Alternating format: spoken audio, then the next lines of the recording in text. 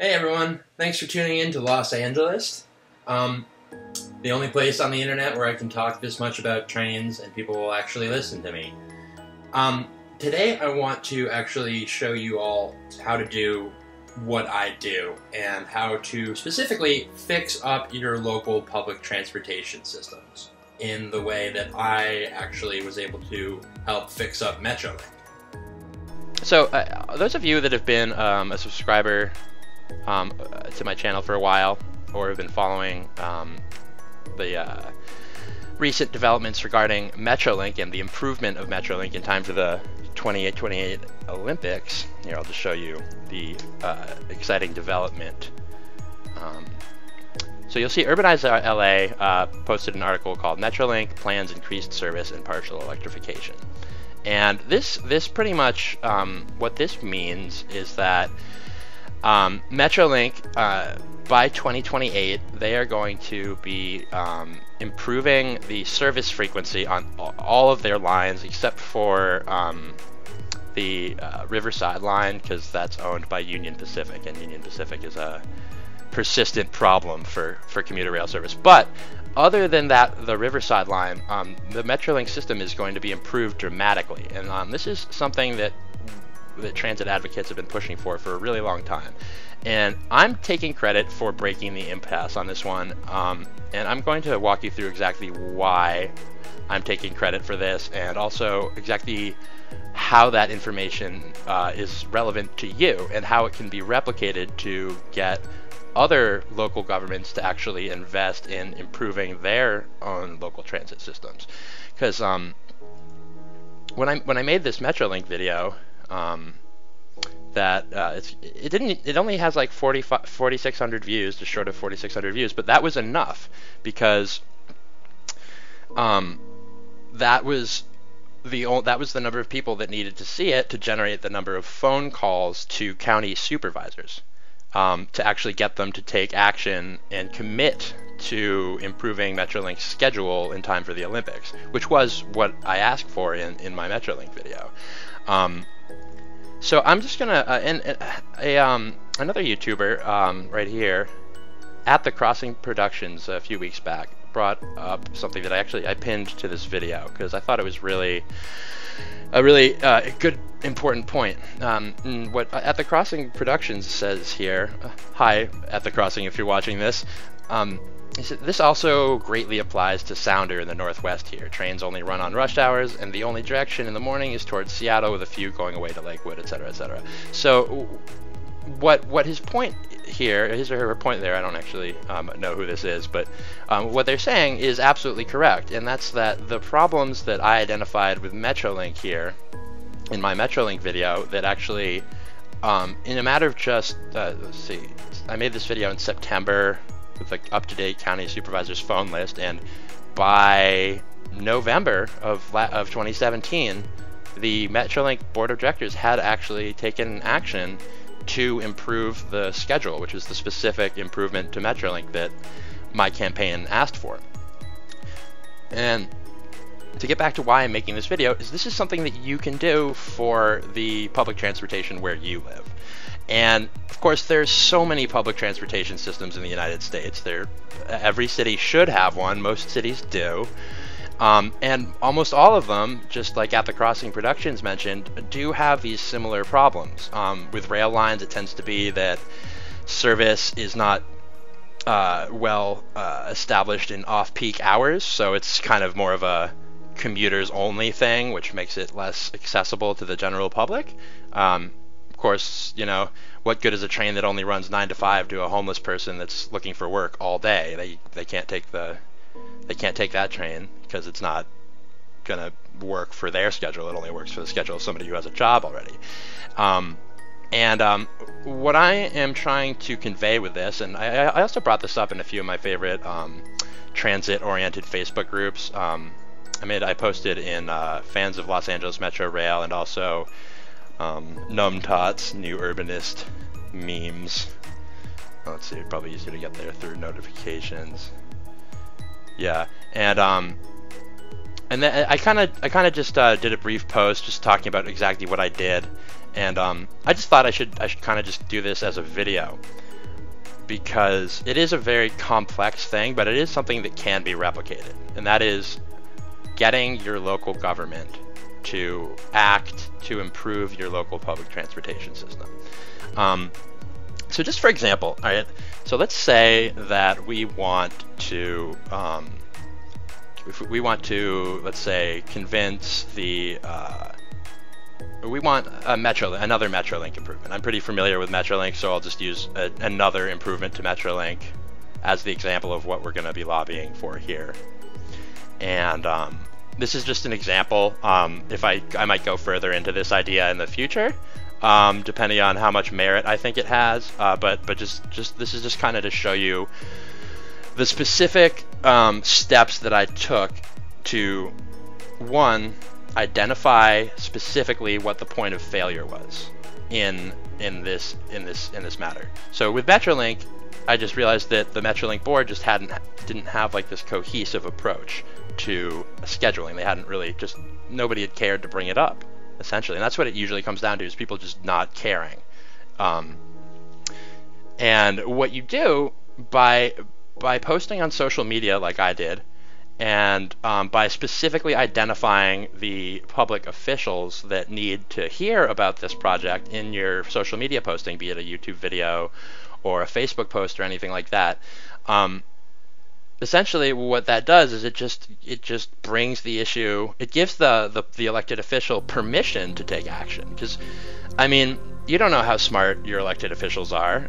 Sometimes they're not very smart. Sometimes they don't know what to do. Sometimes they're not willing to take a risk and take a political decision they're not sure about without actually hearing from people saying that they affirmatively want that thing yet.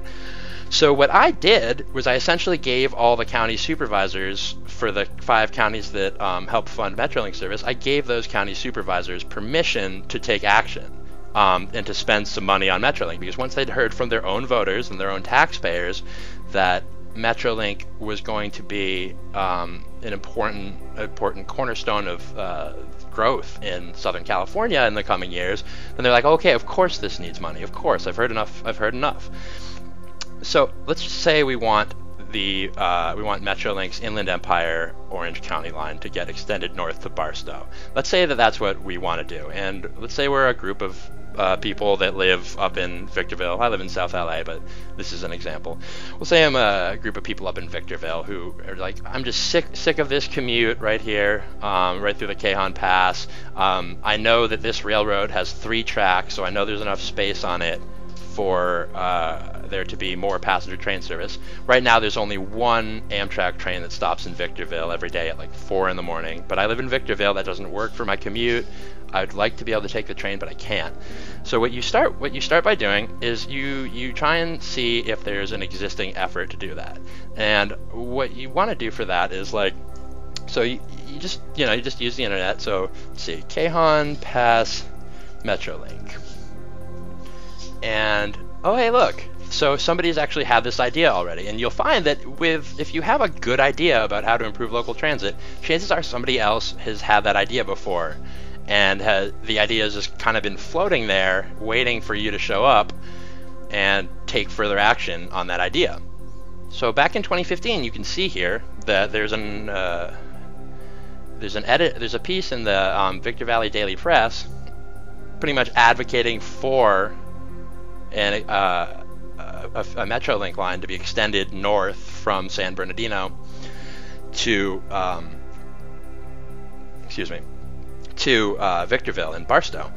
And what this article gives you is a place to start. So this article actually, a piece of journalism like this will give you enough to start to give you a beginning idea of who specifically is actually at fault for this not existing already. So whose job would it be to bring this rail line to life? And so essentially what this article tells you is you just comb through this here, and it turns out, however, that it probably would take a mighty push by SANBAG to even get a discussion going about bringing commuter rail service to our desert. And at least that's what Johnson told me. And now, so that's what we really wanted. That's the information we really wanted from this. We wanted we wanted to know that it was the San Bernardino Associated Governments.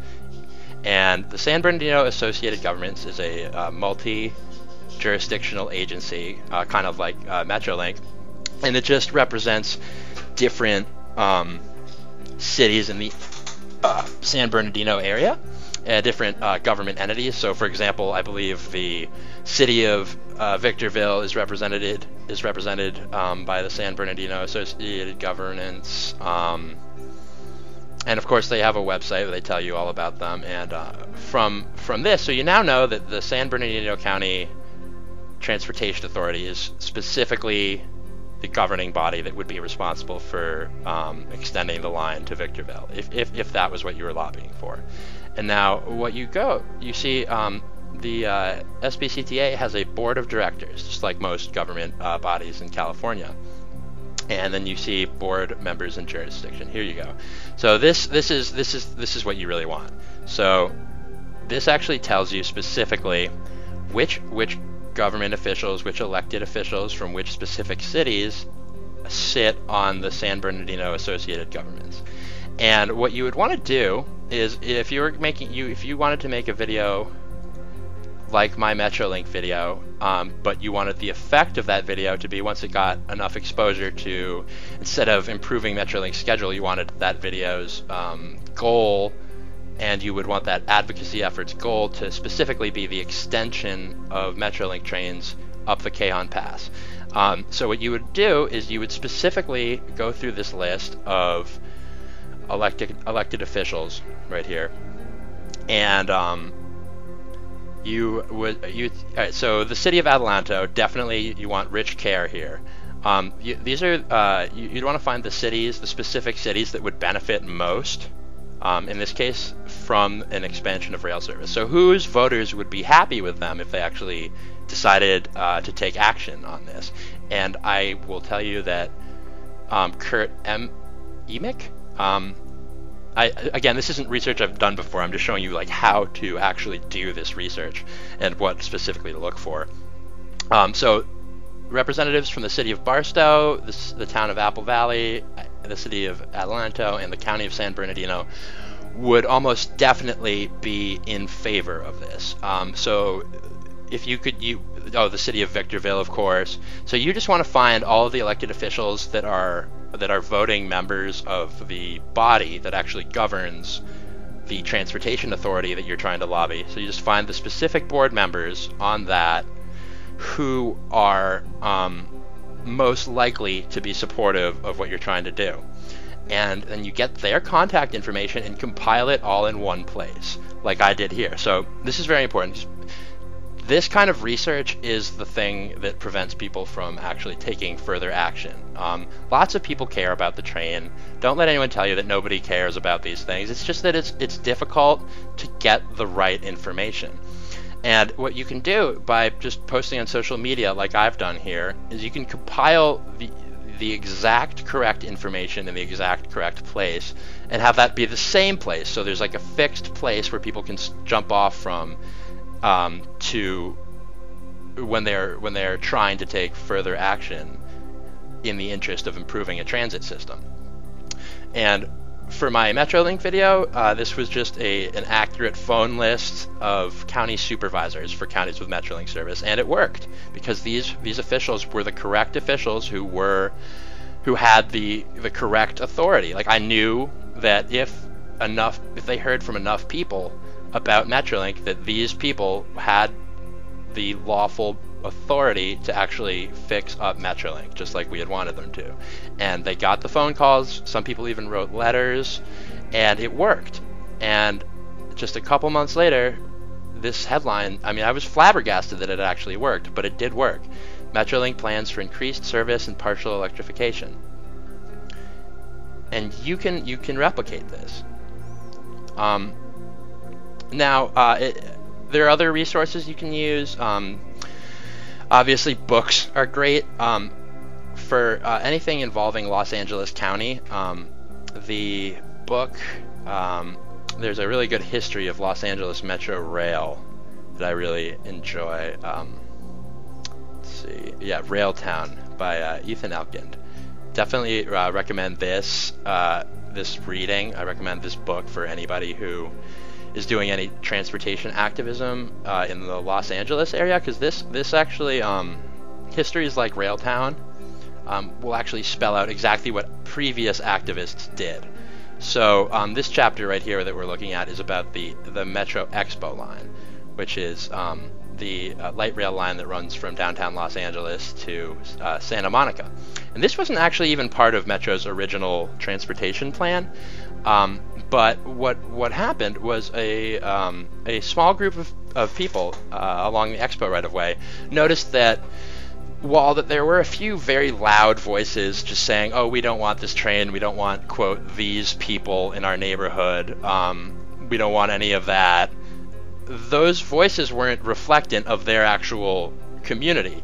And what they did is they was like, well, if there are these people saying what we don't agree with in the name of our neighborhood, we should get together and we should actually have a group of people saying the things that our community actually does believe.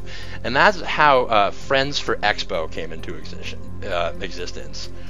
So let's see if I think they keep their website up online for posterity. And this is kind of how I got some of the ideas on how to specifically actually get something like this to work and get the legislative action needed to be taken. And yeah, you can see here the Friends for Expo. So let's see. Yeah, so this is a very old website. It's kind of here as like a historical marker, because they did it. They got a rail line built to Santa Monica on the old abandoned airline right away. And then you can see on Apple Maps, like, you can still actually see the Expo line under construction, which I think is really cool. A little time you go back and just see how recently this was just an abandoned railroad, just like any other one that I talk about. And the reason there's a light rail that goes to Santa Monica now, and the reason the Friends for Expo were successful, is because they tried. That's what it really comes down to. They tried and they were persistent. Now there's supposed to be another light rail line in Long Beach, and if you look in the map, you can see that this is the old Pacific Electric Newport line. And there was a similar effort to try and save this corridor and get a light rail line to East Long Beach. But the difference between Santa Monica and East Long Beach is, well, the difference is the action taken by the neighbors. So when this right-of-way was threatened, the people in East Long Beach didn't do anything. They didn't show up, and they didn't care enough to actually stop these houses from being built on the old Pacific Electric right-of-way. They didn't show up to the community meetings, and they didn't care. And as a result, East Long Beach does not have light rail. They probably will eventually, but it won't be for a very long time. And it'll probably cost a lot more money than it would have if they'd just saved the old Pacific Electric Newport line from being built on in the first place. And so two different right-of-ways, the East Long Beach line and the Expo line in Santa Monica, two very different fates. One is a light rail line now, and one of them is storage units. And the reason for that is the Friends for Expo, because they showed that there was actually a constituency there, that there were voters that would be pleased specifically and would specifically applaud any action taken in furtherance of preserving the Expo line for future transit use. And we can really thank this group of people right here. I don't even know any of them, because this was before I moved to LA, but the work they did is why we have a light rail transit line to Santa Monica and not a bus rapid transit line, and why it hasn't been developed. And I mean, they knew what a great thing this would be for LA, and they didn't take no for an answer, and they stuck together and they did it. And they made sure to keep focused on the elected officials that were specifically actually able to take action in furtherance of the preservation of the Expo line. So that's why Santa Monica has rail today, and East Long Beach does not. Even though Long Beach does have a rail line, they don't have that old line to Newport Beach that would be just so great to anyone that's ever driven on PCH if that were still there. You can still see it. I'd just like to say congratulations to my 300th subscriber. Of course, like this video and please do subscribe to Los Angeles. If you have any questions about how exactly you can actually make a difference and start an effort similar to my Metrolink effort with your own local bus or rail system, please do subscribe and leave a comment. And I do answer all questions that are at least nice or reasonable. At least until my channel becomes more famous, I will be happy to talk to anybody as long as I have time. So yeah, I'm really happy to answer any questions you might have about how you can do this for your own local transit area agency. And yeah, like and subscribe. Thanks so much for tuning into Los Angeles.